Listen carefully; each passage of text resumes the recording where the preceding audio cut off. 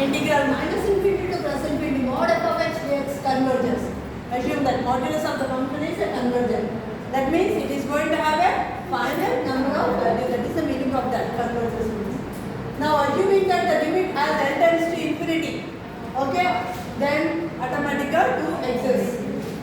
Now we are going to have limit as l tends to infinity 1 by 2l into integral, because l is tending from what is the integral? Integral is from minus l to plus l.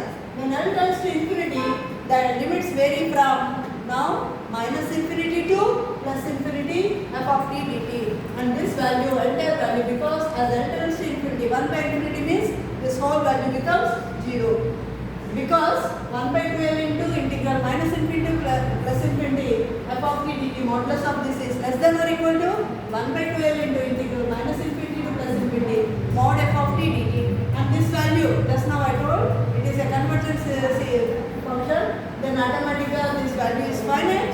That means 1 by infinity into finite number, that is going to be 0. That is why the first term is going to be 0.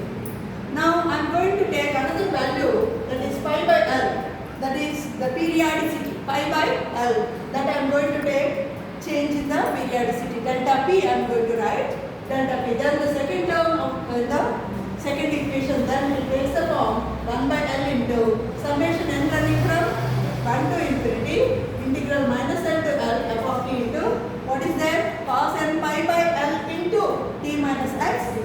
Now replace pi by l by I have taken outside pi by l into this value I am taking. So this becomes actually not necessary. I can write this as directly, okay, delta p, because cos n pi by l, what is that? N into pi by l, that becomes delta p, cos n delta p, and then t minus x into, I am going to write dt. And here I am making a small change, 1 by l, instead of that multiply and divide it by the pi, multiply and divide it by pi. So this becomes once again pi by l becomes what? Delta p. So delta p by pi into summation n running from 1 to infinity integral minus l to l f of t into cos n delta p into t minus x delta t. So I am taking now delta p inside 1 by pi into summation n running from 1 to infinity integral minus l to l f of t into cos of n delta p into t minus x dt into delta p I am writing.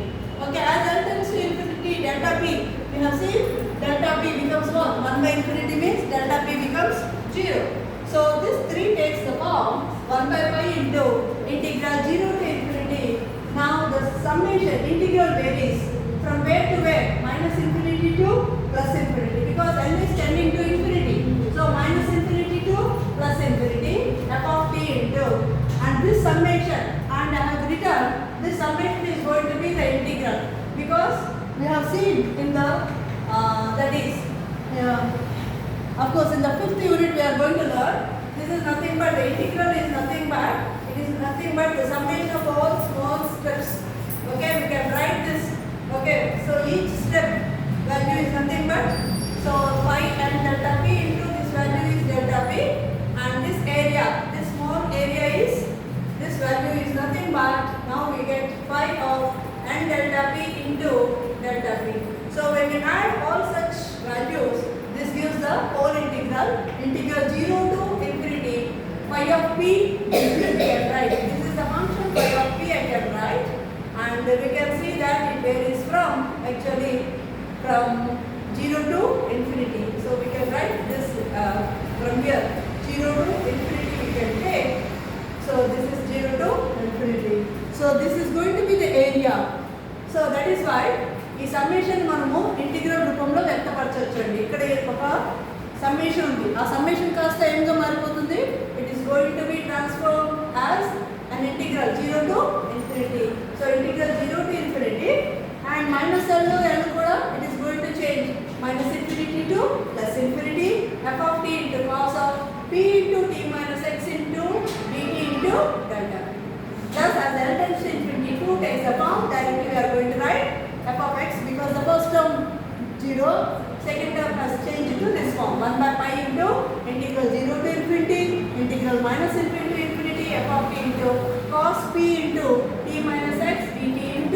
degree. So this is called the Fourier integral of f of x. I hope that is clear. Thank you.